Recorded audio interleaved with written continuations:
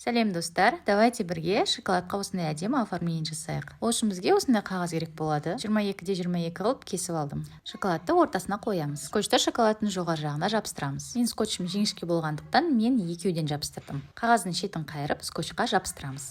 Енді екі жағын қайратын боламыз. Бұл жерде мұқият видеоға қарап алыңыздар, сіздерге әдейі жақындатып көрсетіп жатырмын. Қағаздың ішіне кішкене складка жасап, сосын барып қағазды қайырып жатырмын. Екінші жағында тура солай жасаймыз.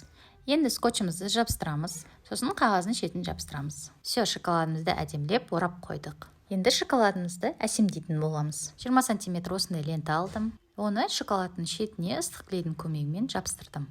Дайындап қойған сухоцветті және бирканы лентаның үстіне қоямыз. Алдын ала осындай сургучный печать жасап алдым. Оған ыстық клей жағып, гүлмен бирканың үстіне жабыстырамыз. 5-10 секунд қатыстап тұрыңыздар. Соңында осындай әп-әдемі шоколад шығады. Жасалуы өте оңай. Ал дастарханның үстінде ерекше әдемі болып тұрады.